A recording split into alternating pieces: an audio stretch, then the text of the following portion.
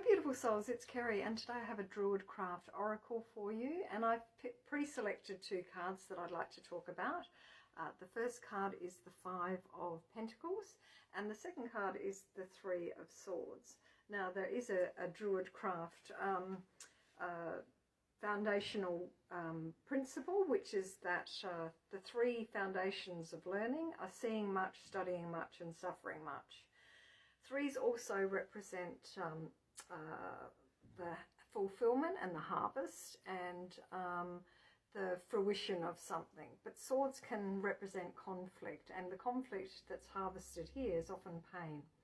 So this sense, and pain of course can lead to suffering. So this sense of suffering through heartache is the meaning of this card. And it is a challenging card. It's probably one of the most difficult cards to find in the reading, especially if the person wants the relationship to work or has embarked on a new relationship. So there's that sense of what the potential of the relationship, what it could be, where it could take the people. And if one person's more invested than the other, then obviously this can be the end result, which is that feeling of conflict and pain and suffering. So relationships are one way that we learn about ourselves, because in relationships it's hard to hide. There are things that we can hide even from ourselves when we're alone, but once you enter into that domain where the energies come together, we're looking at different possibilities. Now the other card that I've chosen to accompany this one is the Five of Pentacles. As you can see, the figure looks very downcast, and there are two creatures in the distance running off. Now the meaning of this card is loss or hardship, and it can be ruin as well, financial ruin. So it's about the dissolution of material security. And the reason that I brought both of these cards out together is because often relationship breakup or betrayal can result in then what follows can be divorce or the end of the relationship. Sometimes people will continue on, but we have to look for the karmic lesson in whatever relationships we find ourselves in, because essentially we have sent a vibration out to the universe, and the universe has brought in a person or situation to match the vibration that we have sent out. So perhaps the thing to do is to reflect on our sense of self-worth, self-love, and instead of seeking that externally, seeking that validation from another, is to take ourselves within and to really focus on giving ourselves the things that we seek from that other person. Because essentially the only person that you can ever depend on at any time is yourself, because you will always be with yourself while you're alive. So heartache is obviously not people's most favourite subject.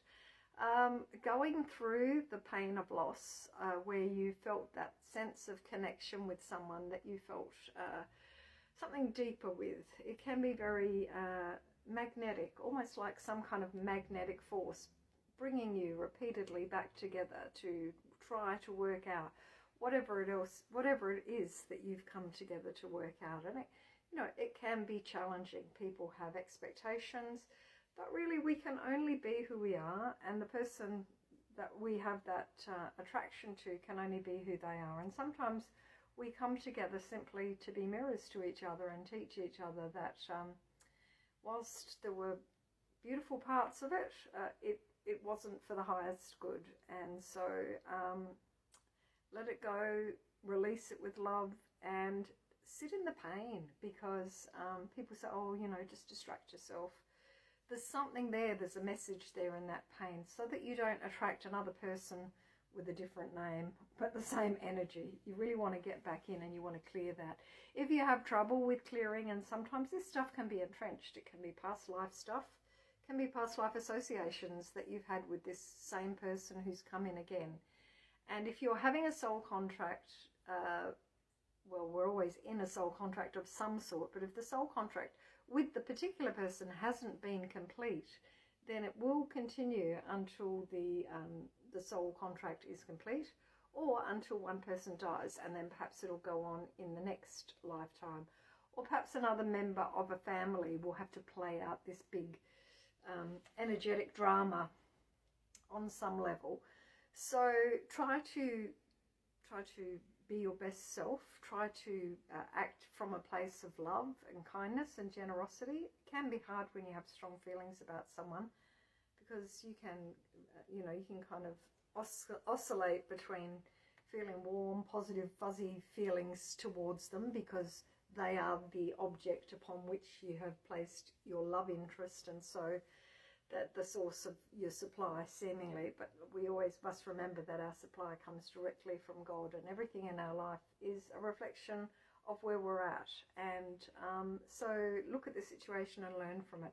If someone's come in that's not meeting your needs, emotional needs or physical needs, or they're controlling, or they're manipulative, or they've got a hidden agenda, it's really important to be focusing on your own self-love in order not to be vulnerable to that kind of energy coming in. When people have had deprivation in childhood, those unmet needs sit there like a little sonar, and they send this resonance out, or potentially can. Some people can clear them and have other experiences. But in my experience, I found that the people who've either had abandonment by a parent, or the parent has abandoned the child in some other way, perhaps because they've had to work all the time, or they have a mental illness, or they have a drug or alcohol dependency, so they're not functioning to their full potential. When that child's needs aren't met, then that sits there like a resonance that just sends out. And unfortunately, the people most likely to respond to that are predatory people. So we often get that thing of narcissists attracting empaths, and empaths attracting narcissists, because essentially each party has real trouble conceptualizing the worldview of the other. And that's the way it's meant to be, because we live in a polarity. We live in a polarized existence, the energetic universe. And if we were all love and light and we were all good guys, there would be no learning. Just apparently there are other planets where you can go and do that and bask in the loveliness of everyone just being in a place of joy and bliss and happiness. Not so on the earth plane, not yet anyway. So eventually, once you clear all of that stuff, either you'll be self-sufficient and you won't be looking to anyone else for a relationship, or you will just attract someone in who enriches your life, and you don't have to pay a high price for their love. You don't have to make sacrifices for their love. You don't have to compromise your own safety, health, mental health, well-being, or even, the things that are yours. You don't have to compromise them in order to receive love. You can receive love because you're a child of God, and so you're an open vessel for that love. And opening your heart and trusting again after heartache can be a hard thing to do. Put it behind you. Remind yourself that was then, this is now, and each day is a new opportunity to attract more of the wonderful things that we are each promised in this life, in this energetic universe. So do your best work. We have 2 full moons coming up in the next month, both in Capricorn. The first one's at 1 degree of Capricorn, and the final one is at 30 degrees of Capricorn. And the exact specification of it is 29 degrees and